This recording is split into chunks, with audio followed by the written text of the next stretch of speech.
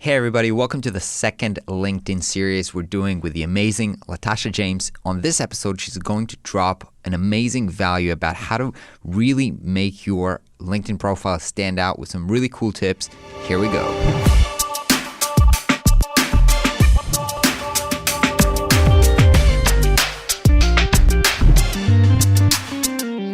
Hey there, Latasha here, back to pick up where we left off with LinkedIn. So now that you know what the platform is all about, it's time to get that profile in order. LinkedIn profiles can be really overwhelming, I'll be honest, because there are so many different things that you can customize. There's so many different fields to fill in, and it's hard to really know where to start.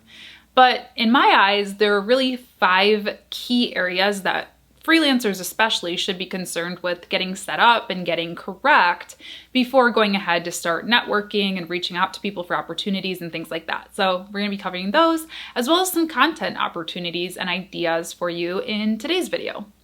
So first things first, you need a good profile photo for LinkedIn. Just like any other social platform, your profile photo is going to be the first thing that people see when it comes to your profile besides your name.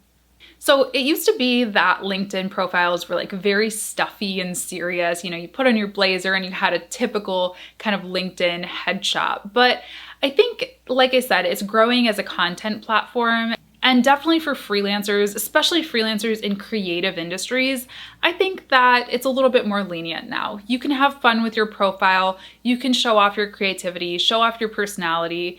Unless you're catering to super serious companies or only corporate companies, I think that you can be a little bit creative in your profile photo.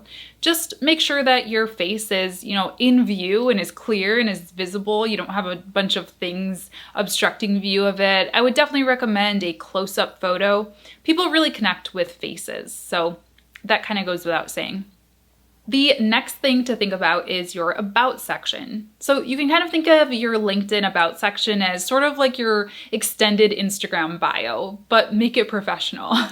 So this is a good opportunity for you to share a little bit about who you are, what your company does, what your skills and expertise are, and what you're really looking for to use the LinkedIn platform for. So maybe you're not actively looking for new clients and you're just using it to sort of extend your network, connect with other designers, connect with other companies who you may have an opening for a year down the line. So say that in your About section. Let people know what you're looking for.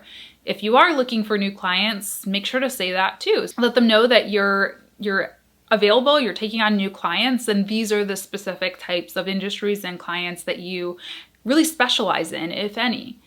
Another thing that's important to keep in mind here is keywords.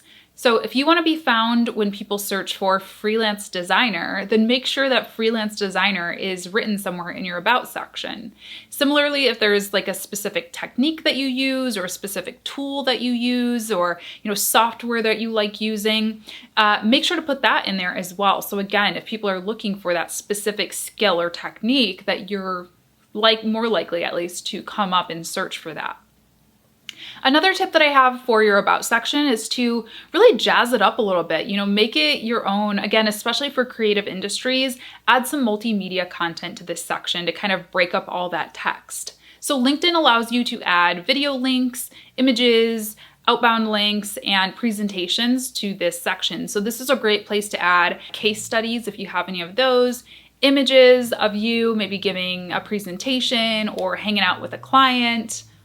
Or you might even want to film a video intro explaining who you are and kind of recapping that About section for people who are a little bit more visual learners and would like to get to know you better that way.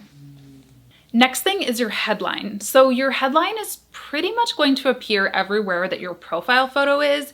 If not right next to it, when you hover over somebody's LinkedIn profile, this will show up. The headline defaults to your most recent job experience title, but 9 times out of 10, I would recommend changing it to something custom. So I don't have my headline set to founder at James and Park Creative because a lot of people don't really know what that is. My company is not this giant media company, and it doesn't really make a lot of sense. Think about search again. What will come up is freelance social media manager, freelance marketer, video creator. Those types of things are things that people might actually be searching for, and that kind of explain a little better what my company is than just saying the name of it. So think about some keywords, what you want to be known for, and what your title could be in a very condensed, maybe 5 or 6 word tops headline, and add that in there, make it custom so that people can find you that way. Think freelance designer or designer, or again, use maybe a specialty, a special technique that you use or a software that you like to use, add that in there. Now, I personally have recently added emoji to my headline. And again, I think that in creative industries, it's totally okay, but you use your best judgment on kind of how fun and creative you want your profile to be. Next thing comes experience, and experience is very important. Obviously, you can have the best profile picture in the world, the best headline in the world, but when people go back to your profile, they want to know that you really can do what you say you're going to do. So one of the big mistakes that I see with experience is, and I've made this mistake myself, believe me, is people just listing out tasks instead of really highlighting accomplishments and really, telling a story about the work that they've done. So what I mean by that is add as many stats, as many testimonials, as many awards, that type of thing to your experiences as makes sense and as are appropriate, obviously. Of course, you're going to need to tell a little bit of the tasks that you did, but you want to really highlight, after somebody implemented your website design, did they see more leads and sales come through? Add that, add those little testimonials and case studies into your experience to really help sell people a little bit more. Now, another thing that I think a lot of people forget about is going through some of those old job experiences and updating those. So I personally, before I became a full-time freelancer, I worked in retail management when I was in high school and college, as a lot of people do. And that's not really related to freelance marketing so much, but what I did is I adjusted my old job experiences to kind of tie into my current career a little bit better. So let me give you an example. At one of my previous roles, I was responsible for all of the recruiting and hiring at that store. And primarily, I use sites like LinkedIn and other social media sites to find people to work at our store. So I highlighted that aspect of my job as opposed to when I was cleaning things and doing things that were not so related to what I do now. Or you can also delete old job experiences. You don't need to list out every single job that you've ever had in your life. Either keep the ones that are relevant or adjust the older ones to make them a little bit more relevant. Skills is another area that should definitely be filled out on your profile. So skills are customizable by you. You can type in whichever skills that you want to be known for. Maybe it's design, graphic design, web design, marketing, whatever it is. And you can add those to your profile. And basically people who have worked with you or people who are familiar with your work can go ahead and endorse you for those skills. And it just acts as a little bit of credibility and kind of, again, proves that you can really do what you say you're going to do.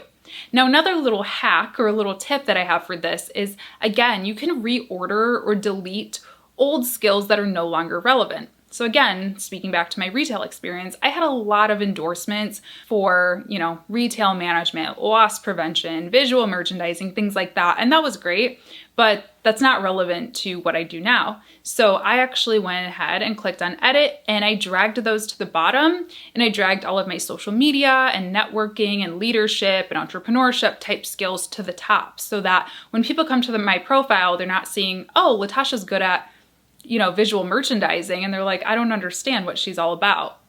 Instead, they're going to see that I'm good at marketing. And I guess if they clicked see more, they could still see some of those retail skills, but they're not front and center. Now, another thing that shows up on your LinkedIn profile pretty front and center is your recent posts. It's so important not to just create your profile and walk away until it's time for you to start looking for another gig or looking for a job or whatever it is that you're using the platform for. It's important to really be active on the platform at all times and truly use it as a social networking site. So there's a bunch of different types of content that you can share on LinkedIn. Number one, you can create content. So you can create something like a video. You can upload a video natively to LinkedIn. So as opposed to linking over to a YouTube video, you can actually upload your video file directly to LinkedIn, which LinkedIn really likes because, like any other social media platform, they want users to stay on the platform and watch videos directly on the platform. So I definitely recommend giving that a go. And like I said in the last video, competition for video content on LinkedIn isn't quite as steep as it is on YouTube or even on sites like Instagram. So you might actually be able to get seen a little bit easier on a platform like LinkedIn. You can also create your own articles. So LinkedIn has its own publishing hub, which is pretty cool. It's a way for you to essentially create blog posts that live on LinkedIn's platform. This is great for long form content. Maybe you want to comment on something that hit the news that's relevant to your industry, or you want to share a testimonial or a case study or something like that that requires a little bit more text space. You can embed videos in there. You can embed photos in there. You can do outbound hyperlinks there. So it's a pretty cool feature. And then of course you can just share regular text posts and link posts just like you would on a platform like Facebook. So I always recommend getting on a scheduling tool for people who are looking to really adopt a pretty serious content marketing strategy on any social platform. It just makes things a lot easier. You know, I sit down every Monday morning usually and schedule out my content for the week so that I'm not having to log in every single day to LinkedIn and think of something brand new and original to post. It can be a little overwhelming that way. So a good one to check out if you aren't using any social media scheduling tool already is Buffer. I think that one is really user-friendly, and it does connect to both personal profiles and company pages. Now, when it comes to content strategy, you're probably like, okay, this is all great information, but what do I post? So get into your ideal client's head. That's my best advice for you. I see the mistake, and I've made the mistake many times, of just posting stuff that I feel like my peers will like to see, or posting things that are maybe interesting to me. And sure, that has its place. That's a part of building your personal brand. But if you really want to use LinkedIn to acquire new clients, you're going to need to think about what's going to be beneficial to them. So if I am a designer that caters to healthcare companies, I'm going to be sharing articles about healthcare. I'm going to be sharing articles about why good design is necessary for healthcare companies. I'm going to be sharing a little bit about myself and the services that I offer too, because I always think it's surprising how many people maybe are familiar with who we are, but don't really know what we do. So it's always good to give people a reminder. You don't have to do this in such a salesy way. Do it in an educational way where you're trying to help people. Maybe you're sharing some examples of healthcare companies that have great design incorporated into their branding. Whatever it is that your niche is or that your ideal client fits into, make sure to cater your content towards them. You can definitely share things about yourself, things that your company is doing, you know, cool company culture type content, but just do so with care. Definitely think education and value first and foremost, and good things will come if you really let your content strategy lead that way. Now, last thing about content, you can't forget about engagement. Engaging with people is super important on LinkedIn. It's important on any social platform. But the great thing about LinkedIn is it's a very public type platform. So I mentioned in the last video that I probably wouldn't friend the CEO of a major company on Facebook, and I probably wouldn't comment on their posts either, but I would do that on LinkedIn. I think that's totally appropriate. Most people's posts on LinkedIn default to public, so they're a great place to really start a relationship with somebody who you want to get to know. So again, do this wisely and carefully. Don't just comment your link to your portfolio or to your contact page every single place that you can find. You'll get in trouble for spam and it just doesn't look very good. But, you know, if a local CEO or decision maker of a company that you're trying to target asks a question that you have the expertise for, they ask a question about design or they ask about a trending topic in your industry, it's totally fine for you to leave a comment dropping your 2 cents in there or just offering some helpful tips. I recommend following some hashtags. Again, if you have a specific niche that you cater to, just search in the search bar for those hashtags, follow those, look for interesting posts, and go ahead and start commenting and sharing. That's a great way to spark up relationships. All right, that's it for content strategy. In the next video, I'll be talking about how to find freelance design clients on LinkedIn, and I'll see you then. All right, everybody, this was the end of the second episode. Third episode is coming up next week, so make sure that you're subscribed here and also go check out Latasha's own channel, which is super, super good. A lot of amazing marketing tips. See you in the next video.